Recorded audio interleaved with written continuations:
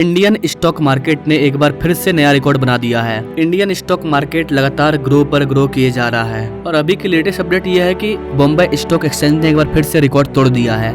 Bombay stock exchange में जितने भी कंपनी लिस्टेड है उनका टोटल वर्थ 400 लाख करोड़ के पार जा चुका है। 400 लाख करोड़ का मतलब है 400 ट्रिलियन रुपया। तो चलिए बात करते हैं कि एग्जैक्टली क्या हुआ है। पूरे दुनिया में इंडियन स्टॉक्स मार्केट कौन से स्थान पर है, अचानक से इतना ग्रोथ क्यों देखने को मिल रहा है। चलिए जानते हैं सब कुछ आखिर इंडियन स्टॉक मार्केट में चल के आ रहा है।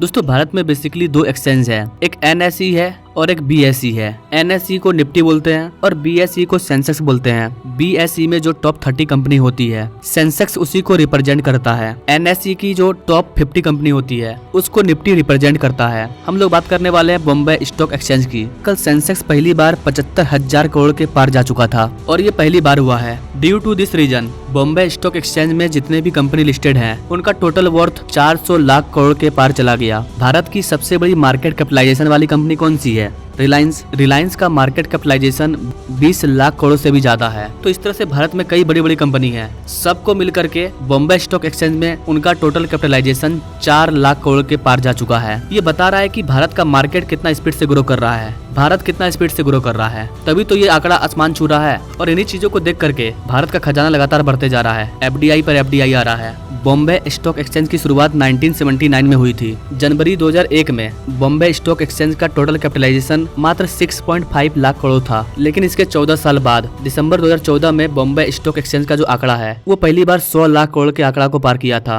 अब यहाँ पर आता है ट्विस्ट। 2014 से लेकर के 2024 तक में बॉम्बे स्टॉक एक्सचेंज में 3 लाख करोड़ का ग्रोथ देखा गया है मात्र 9 साल में। और यही चीज बता रहा है कि पिछले 9 सालों में भारत किस रफ्तार से ग्रो किया है। लेकिन इसमें भी आपको ट्विस्ट देखने को मिलेगा। 2014 से 2021 आते आते बॉम्बे स्टॉक एक्सचेंज 100 करोड़ से 200 करोड़ में पहुंचा, लेकिन 2021 से 2023 और 2024 मात्र 2 साल के अंदर डबल ग्रोथ हो गया। 2 लाख करोड़ से सीधे 4 लाख करोड़ पर हम पहुंच चुके हैं। और इसमें भी सबसे खास बात क्या है वो देखिए। 3 जुलाई 2023 को बॉम्बे स्टॉक एक्सचेंज का जो टोटल कैपिटलाइजेशन था वो 3 लाख करोड़ था, जो कि मात्र 9 महीना में 4 लाख करोड़ हो गया। यानी कि सिर्फ 9 महीने के अंदर 100 लाख करोड़ का ग्रोथ, ये चीज पहली बार हुआ है।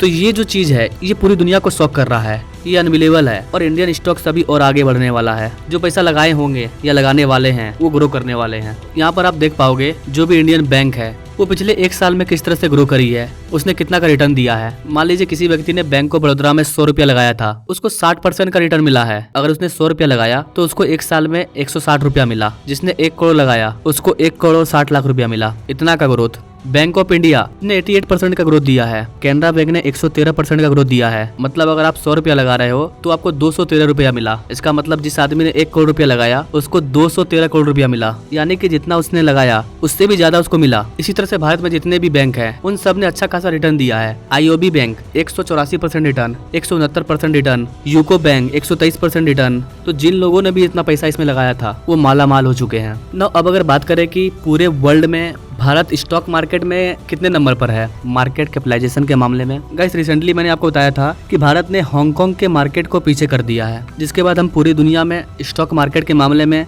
4th लार्जेस्ट स्टॉक मार्केट बन चुके हैं। नंबर 1 पर है US का स्टॉक मार्केट, दूसरे नंबर पर है चाइना, तीसरे नंबर पर है जापान और चौथे नंबर पर आ चुका है अपना प्यारा भारत। हमने हांगकांग को 5 नंबर पे कर दिया। अगर हम इसी तरह से ग्रो करते रहे 5 साल के अंदर जापान चाइना सबको पीछे छोड़ देंगे। अमेरिका का बात ही अलग है। अमेरिका को दूर दूर तक कोई टक्कर नहीं देने वाला है। आप देख सकते हैं कितना आगे है, क्योंकि US में सिर्फ US के लोगों ने पैसा इन्वेस्ट नहीं किया है, दुनिया भर के इन्वेस्टर ने US में अपना पैसा इन्वेस्ट करके रखा है और सब लगातार ग्रो कर रहे हैं। US का मार्केट कैपिटलाइजेशन $50 ट्रिलियन का है। जस्ट इमेजिन गाइस, इतना किसी भी देश का GDP नहीं है, खुद US का भी नहीं, लेकिन उसके स्टॉक का मार्केट कैपिटलाइजेशन $50 ट्रिलियन है। स्टॉक्स में कोई भी देश कितना छोटा है इससे कोई मतलब नहीं है। उसके स्टॉक्स में कितनी बड़ी बड़ी कंपनी, कितनी ज्यादा कंपनियां लिस्टेड है, इससे उसका स्टॉक कैपिटलाइजेशन बढ़ता है ना। सबसे बड़ा सवाल कि भारत में जो इतना ग्रोथ हुआ है ये अचानक से कैसे हुआ। 9 महीने के अंदर भारत का जो सेंसेक्स है वो 100 लाख करोड़ कैसे ग्रो किया। कैसे, इसके बहुत सारे रीजन हैं और इसके कई रीजन पर मैंने वीडियो भी बनाया है। भारत के अंदर जो भी आम आदमी होते थे वो पहले अपना पैसा इन्वेस्ट नहीं करते थे, लेकिन अब वो अपना पैसा इन्वेस्ट कर रहे हैं, जिसकी वजह से वो ग्रो किया।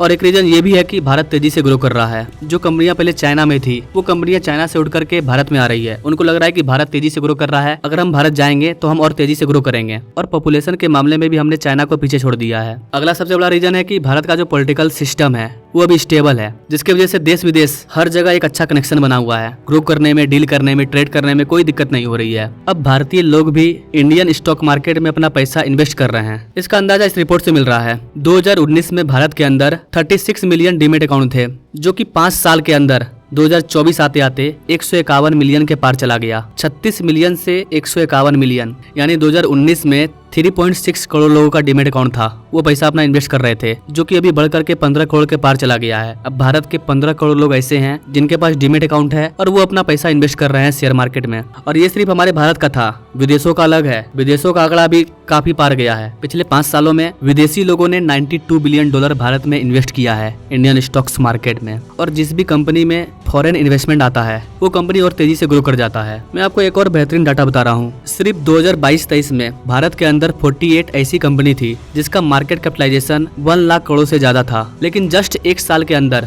2023-24 के फाइनेंशियल ईयर में ये 48 से बढ़कर के 80 हो गया, यानी एक साल के अंदर दुगना। अब भारत के अंदर 80 ऐसी कंपनी है जिसका मार्केट कैपिटलाइजेशन 1 लाख करोड़ से ऊपर है। तो भारत पूरे तरीके से ग्रो कर रहा है। और कुछ लोग बोल रहे हैं कि भारत में डिक्टेटरशिप है, जिस देश में तानाशाह होगा वो देश इस तरह से ग्रो कर पाएगा। मतलब कुछ भी बोल देना है, कॉमन सेंस यूज नहीं करना है। खैर, भारत किस तरह से ग्रो कर रहा है इस बात को देश के 140 करोड़ नागरिक जान रहे हैं, समझ भी रहे हैं, लेकिन कुछ बोल नहीं पा रहे हैं। उनकी अपनी प्रॉब्लम है। और दुनिया भी ये बात जान रही है कि भारत किस तरह से ग्रो कर रहा है। चाहे आप कोई भी डाटा उठा लीजिए, world bank, Goldman Sachs, IMF, WTO, दुनिया के हर एक एक्सपर्ट्स बोल रहे हैं कि भारत लगातार ग्रो करने वाला है। जाते जाते मैं आपसे बस इतना बोलूंगा, अगर आप ग्रो करना चाहते हैं और उसमें पैसा इन्वेस्ट कीजिए। सामने शेयर मार्केट का वीडियो शो हो रहा है, इस पर क्लिक कीजिए और इस वीडियो को देखिए कि शेयर मार्केट क्या है, कैसे इस दुनिया में प्रवेश करें। आपको तुरंत पैसा लगाने में नहीं बोल रहा हूँ, जस्ट चीजों को समझिए कि शेयर मार्केट है क्या, ये कितना जरूरी है। शेयर मार्केट पूरे भारत के गरीबी की प्यास को 2 मिनटों में खत्म कर सकता है, इतना शेयर मार्केट में पावर है। Now thanks for watching. मिलते अगले वीडियो में एक नई जानकारी के साथ, तब तक के लिए जय हिंद।